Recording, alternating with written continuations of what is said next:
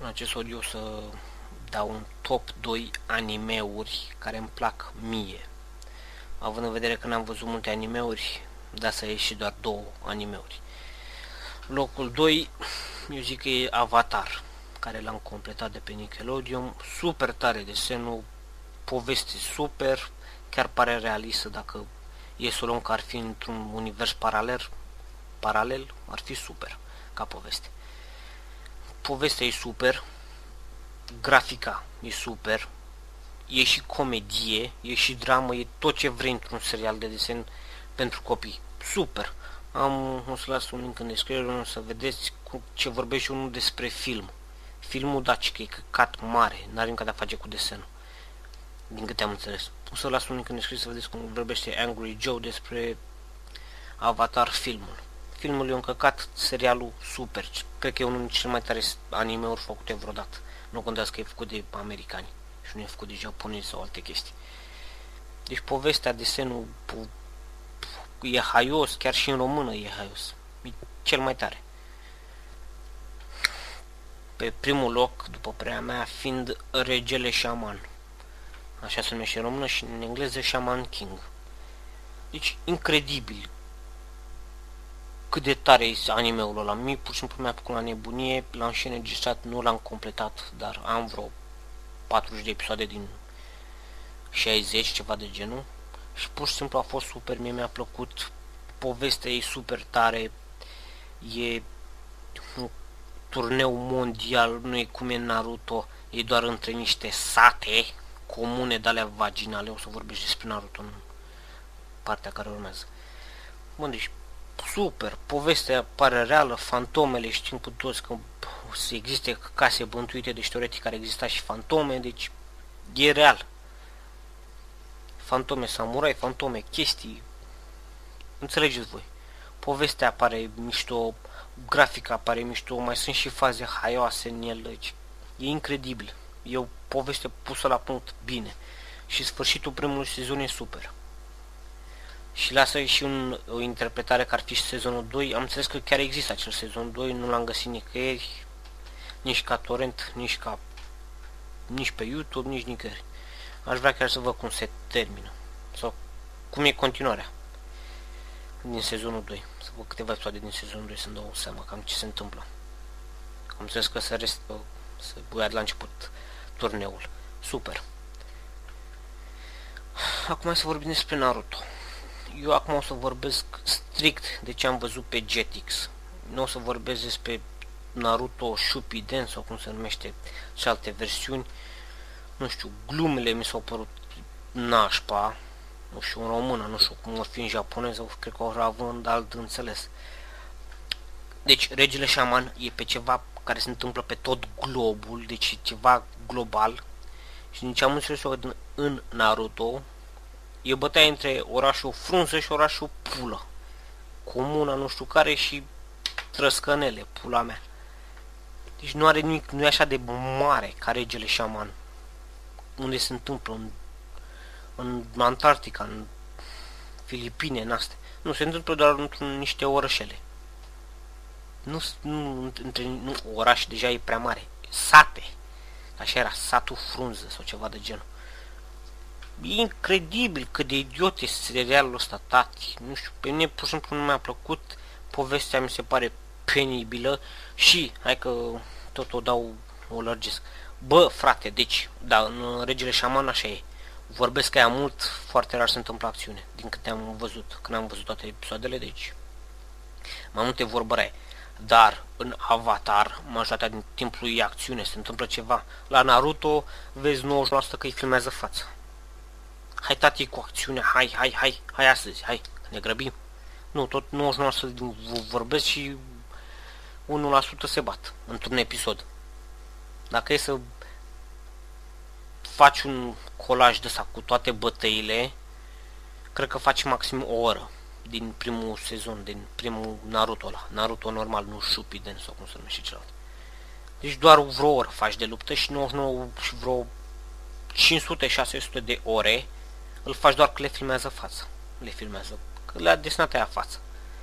Pur și simplu nu se întâmplă nimic în Naruto și când se întâmplă puțin. De-aia regele șaman e tare, e aproape în fiecare episod o luptă, e ceva. Ăștia majoritatea sunt ce se întâmplă la școală, idioțenii, tati.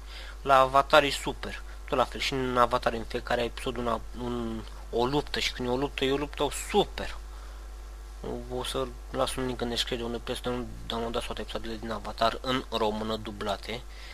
Eu zic că chiar merită, e unul dintre cele mai tare seriale, am înțeles că o să se facă încă un Avatar, se numește Legenda lui Korra sau ceva de genul, cu o fată. Sper să nu fie exact același serial, numai că se schimbe dintr-un băiat într-o fată, sper să aibă alte povești, să aibă alte chestii. E acum în desfășurare pe Nickelodeon din America, deci la noi o să apară prin 2013.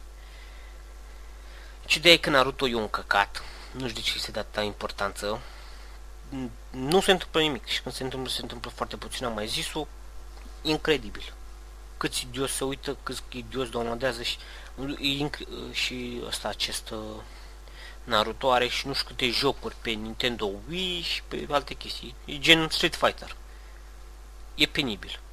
Ăla, Regele Șaman, a apărut pe GBA, Game Boy Advance. Tati, e super, e side-scroller, e interesant, nu te plictisești, poți să joci de 14.000 de ori la început, că nu o să fie la fel. Incredibil, eu l-am jucat pe emulator. Sunt 2 sau 3 jocuri pe GBA. Poate o fi și pe PlayStation 2, pe GameCube și pe alte chestii. Eu am jucat alea de pe GBA, mi-au plăcut. Nu l-am terminat, sincer nici n-am ajuns la jumate, că eu în general mă joc un joc 5-6 minute și pe aceea joc altul, și tot așa. Că mi-e place să mă joc pe emulator decât pe jocuri de PC. Asta zic, deci, înțelegeți? Naruto e un căcat, Regele Șaman și Avatar, cele mai tare animeuri. Deci nu poți să ziceți, da mă, dar cum îți permiți tu să vorbești pe Naruto că ai văzut doar primul sezon și din ăla ai văzut puține. Păi cam asta e tot asta, tot Naruto asta așa e. Vorba rea, nu e acțiune foarte multă, chiar deloc dacă nu mă înșel. La Avatar v-am mai zis, e luptă în fiecare episod, la Regele Șaman la fel. O importanță mai mare în Regele Șaman, o importanță mai mare în Avatar. Așa se bat niște sate. Care-i sensul? Vă rog, explicați-mi, lăsați un descriere. De ce e mai tare Naruto? În sensul că de ce le plac atâtor multor oameni? Că înțeleg că cred că nu sunt mulți care le place Naruto în România. Dar, care e importanța globală? De ce se dă atâta importanță, având în vedere că sunt anime-uri mai tari? Așa, și ca să, dacă tot vorbim despre anime-uri, hai să vă zic, adică să vă dau o listă din ce mi-aduc aminte că n-am scris într-un textpad despre astea. Deci, Pokémon, Digimon, Monsuno, care înregistrez eu acum, și alte chestii de-astea de desene, cu de-astea în care prinzi monștri într-o chestie. La Pokémon îi prinzi într-o bilă, la Monsuno îi prinde într-o, nu știu, într-o clepsidră, ceva de genul, care are formă de clepsidră. La Digimon nu mai știu, am văzut review-ul la Nostalgia Critic, dar n-am văzut și cum îi prinde pe acei Pokémon, pe Digimon, pardon. Înțelegeți? Deci este exact aceeași poveste, numai pur și simplu că au schimbat personajele. Digimon, Pokémon, ăsta Monsuno și mai sunt alte desene de-astea. Și Beyblade, tot la fel. E exact aceeași poveste, numai care alte personaje. Uitând, dacă ai văzut Pokémon, ai văzut tot. Ai văzut și Monsuno, ai văzut și Digimon, ai văzut și Beyblade.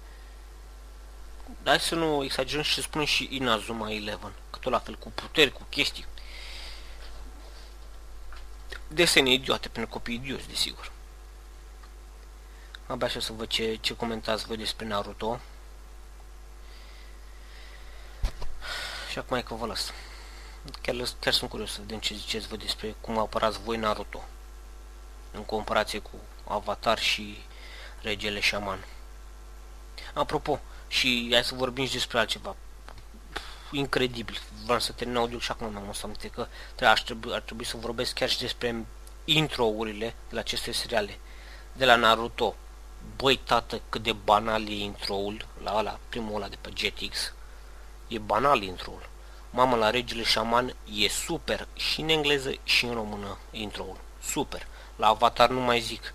E o melodie făcută doar din tobe. Super, tare.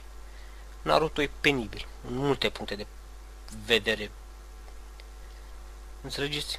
Melodiile, povestea, grafica, comedia din fiecare episod. E mișto. Avatar, Regele Șaman. Căutați pe YouTube, că uitați oriunde, super tare, merită văzut aceste seriale. Nu Naruto. Nu mai dați importanță unor căcaturi.